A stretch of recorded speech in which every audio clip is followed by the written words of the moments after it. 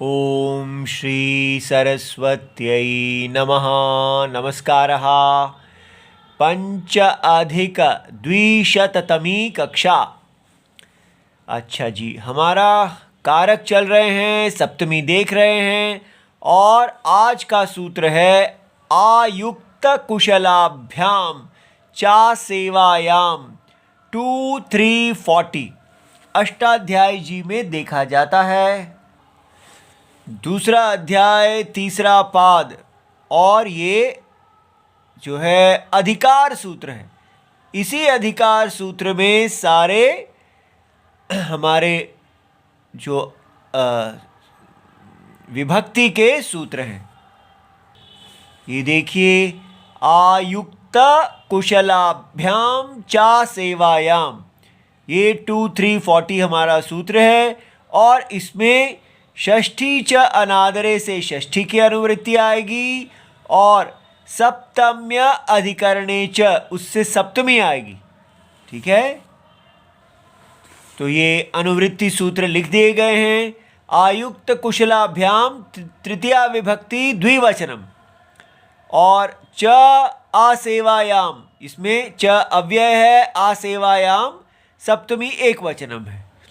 तो समास का विग्रह किया जाता है आयुक्त आयुक्तः च कुशलः च आयुक्त कुशलौ।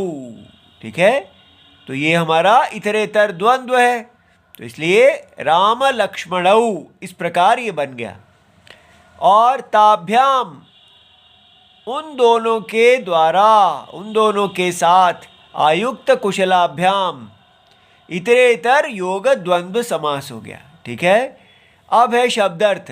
इसमें आयुक्त का अर्थ है व्यापारितः, माने व्यापार में लगाया हुआ। तो इसलिए कार्यभार नियुक्त, एंगेज्ड। ठीक है, और दूसरा शब्द है कुशलः, निपुणः माने दक्ष, प्रवीण, स्किलफुल। आसेवा माने तात्पर्यम, माने तत्परता, ऐसा। तो सोत्साह अर्थात उत्साह के साथ अभ्यास, किसी क्रिया का सतत अनुष्ठान, लगे रहना उसमें, deeply involve in an engagement. तो वृत्ति इसकी बनती है आयुक्तः, आयुक्ता, आयुक्तो व्यापृतः, इसका अर्थ दिया है। फिर कुशलो निपुणः।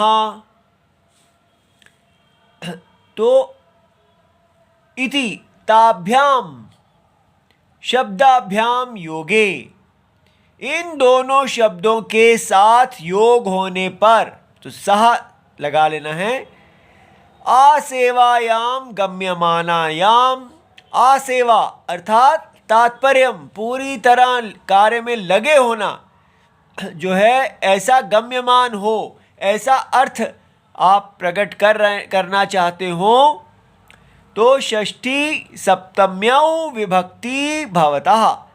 तो ये प्रथमा विभक्ति द्विवचनम है, तो इधर भी मति ही मती हो गया, विभक्ति भवतः।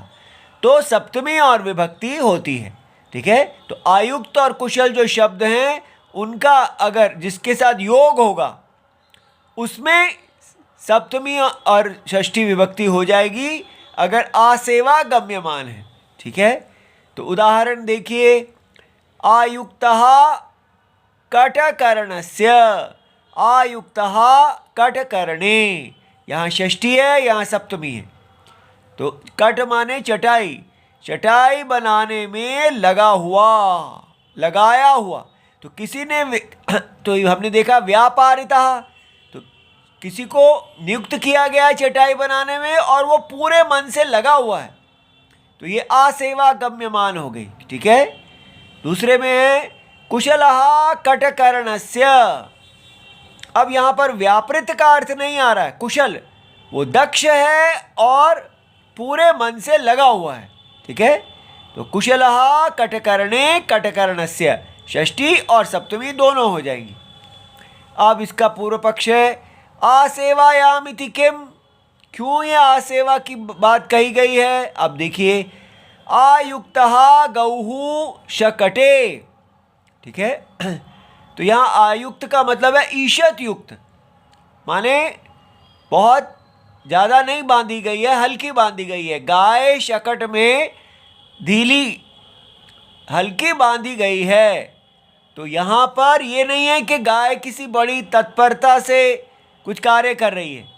तो ऐसा कोई आसेवा गम्यमान नहीं होने के कारण यहाँ पर जो सप्तमी आएगी शकट में, वो क्या है?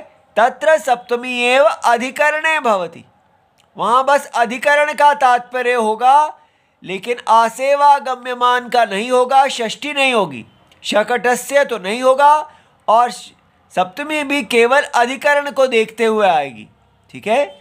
इसी प्रकार एक और उदाहरण है जुन्नारकर जी की पुस्तक में, कुशलः हरिपूजने हरिपूजनस्य वा, तो अर्थात हरिपूजन में वो कुशल है, माने पूरी तत्परता से लगा हुआ है, ठीक है।